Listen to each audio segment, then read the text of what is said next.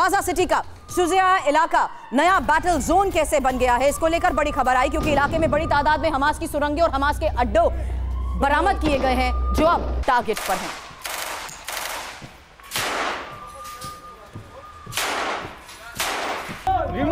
हालांकि आईडीएफ जिस तरीके से अपने ऑपरेशंस को अंजाम दे रही है उसकी तस्वीर आपके सामने है। पिछले 3 दिनों से आईडीएफ यहां पर घातक जंग लड़ रही है। हमास के लड़ाके भी लगातार इजरायली सैनिकों को चुनौती दे रहे हैं। छिप छिप कर कैसे हमलों को अंजाम दिया गया, तस्वीरें देखिए। ये शुजाया इलाके को कब्जे में लेने के लिए आईडीएफ की 1st कैलोनी इन्फेंट्री ब्रिगेड को मिली जिम्मेदारी है, जो अब इस पूरे इलाके में हमास के लड़ाकों का खात्मा कर रही है। जिस ऑपरेशन की तस्वीरें हम लगातार आपको दिखा रहे हैं, ऑपरेशन ये तब शुरू हुआ जब एक घर में हमास लड़ाकों के छिपे होने का इनपुट मिला।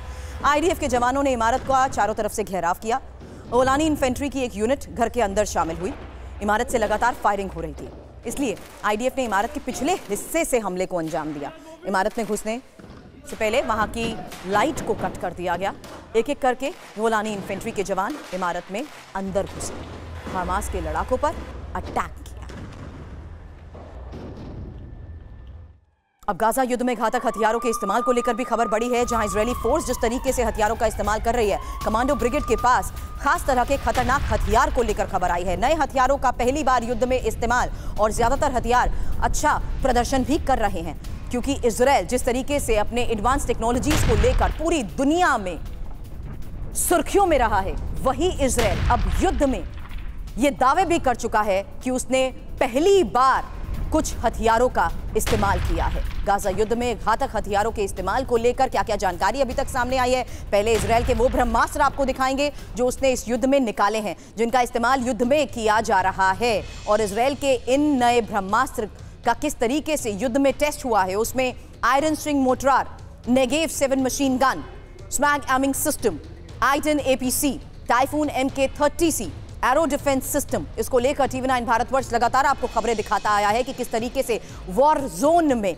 अलग अलग लोकेशंस पर खास तौर पर इन हथियारों का इस्तेमाल किया गया है। और इसकी बकायदा एक लिस्ट अब आईडीएफ की तरफ से, इजरायल की तरफ से जारी कर दी गई है, ये बताते हुए कि उसके यही एडवांस वेपन्स अब इस युद्ध में पहली बार इस्तेमाल किए गए हैं। ये जो तस्वीरें आप देख रहे हैं, ये जानकारी आपके सामने उस इजरायल की अपडेटेड लिस्ट को लेकर है। वो ब्रह्मास्त्र हैं जो उसने इस युद्ध में निकाले हैं, जिनका इस्तेमाल युद्ध में किया गया है। और इजरायल ने अपने ये नए ब्रह्मास्त्र दुनिया के सामने रखे हैं, जिसमें आयरन स्ट्रिंग मोर्टार के साथ साथ नेगेव 7 मशीन गन, साथ ही smash aiming system, Eitan APC, Typhoon MK30C और arrow defence system. Arrow defence system के साथ साथ किस तरीके से अलग अलग लेवल पर इन एडवांस हथियारों का इस्तेमाल किया गया है, इस बारे में लगातार TV9 भारतवर्ष आपको बताता है। लेकिन दिखाते हैं इजरायल का सबसे घातक हथियार आयरन स्टिंग।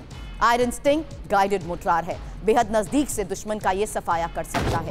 हथियार अर्बन वॉरफेयर के लिए खास तौर से डिजाइन किया गया और गाजा में आमने सामने की जंग में आयरन स्टिंग काफी मददगार भी साबित हो रहा है। आपको बता दें, भीड़भाड़ वाले इलाकों में हमास लड़ाकों पर पिन पॉइंट अटैक करने में ये फायदेमंद साबित हुआ है।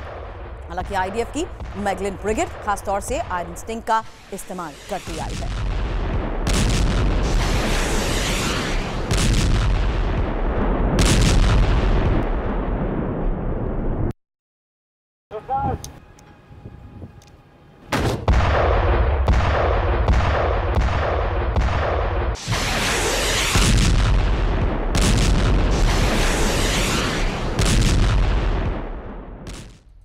आयरन स्टिंग है क्या, इसकी खासियत आपके सामने, क्योंकि जिस तरीके से वॉर में इसका इस्तेमाल किया जा रहा है, सटीक निशाना लगाने वाला 120 mm मोर्टार, लेजर और GPS सिस्टम से लैस, भीड़भाड़ वाले इलाकों में आतंकवादी ठिकानों पर हमले में कारगर, लाने और ले जाने में भी ये बेहद आसान माना जाता है। इसलिए जिस तरीके से आईडीएफ लगातार ऑपरेशंस को अंजाम देती आ रही है, इसका इस्तेमाल युद्ध में बड़े स्तर पर किया जा रहा है। लेकिन आईडीएफ ने इस युद्ध में अपना दूसरा सबसे घातक हथियार भी उतार दिया है, जिसका नाम है नेगेव 7 मशीन गन। नेगेव 7 करीब 1.5 किलो वजन की है, ऑपरेशनल ग्राउंड में बेहद घातक मानी जाती है। इजरायली सैनिकों को गाजा युद्ध में खास तौर से नेगेव 7 से ही लैस किया गया है। दूर से निशाना साधना हो या ये मशीन गन बेहद इसमें अचूक है, पॉइंट ब्लैंक रेंज पर भी दुश्मन को ढेर कर सकती है।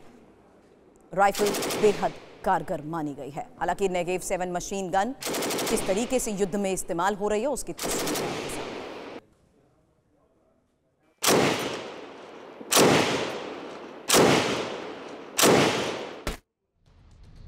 नेगेव 7 मशीन गन की खासियत अब आपको बताएंगे, जो कि 300 मीटर से लेकर 1 किलोमीटर तक की रेंज बताई जाती है। 1 मिनट में 850 से 1150 राउंड गोलियां मारी जा सकती हैं। बेहद हल्की होने से युद्ध क्षेत्र में काफी मददगार भी साबित हो रही है। जाहिर सी बात है, हैंडल करने में भी जवानों को आसानी हो रही है।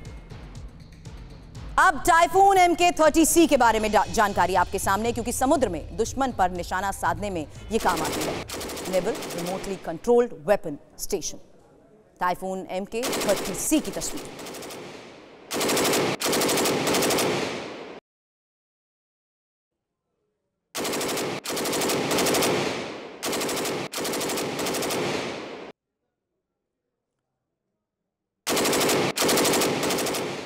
चाहे जमीन हो या आसमान या समुद्र, हर जगह हमास के खात्मे की बात दोहराता इजराइल अब अपने इन्हीं ब्रह्मास्त्र को दुनिया के सामने रख रहा है, जिसमें टाइफून MK-30C की तस्वीर आपने देखी। लेकिन ये कितना घातक है जानिए। समुद्री खतरे से सुरक्षा में बेहद कारगर साबित होता है। टारगेट पर बेहद सटीक प्रहार और प्रति मिनट 200 राउंड फायर करने में सक्षम। हाईटेक सिस्टम से ये लैस है और यही वजह है कि युद्ध में हर फ्रंट पर इजराइल अब हमास का खात्मा करने के लिए इन ब्रह्मास्त्र को उतार चुका है। अब आइटन APC की बात आपके सामने, क्योंकि बख्तरबंद लड़ाकू वाहन है ये, जिसे पुराने M113 बख्तरबंद व्हीकल से बदला गया है। हालांकि जिस तरीके से एडवांस लेवल पर अपने हथियारों को इजराइल अपग्रेड करता आया है, ये जानकारी आइटन APC बख्तरबंद वाहन को लेकर आपके सामने। भारी पहियों वाला ये बख्तरबंद किसी भी इलाके में पहुंच सकता है। IDF के जवानों को अग्रिम मोर्चे तक डिप्लॉय कर सकता है। आइटन में इसके कमांडर, ड्राइवर, ऑपरेटर के साथ साथ नौसैनिक मूवमेंट कर सकते हैं। आइटन IDF से आपको बता दें IED से निपटने में भी अव्वल है और IED विस्फोट से भी बख्तरबंद वाहन का बाल बांका नहीं होता है।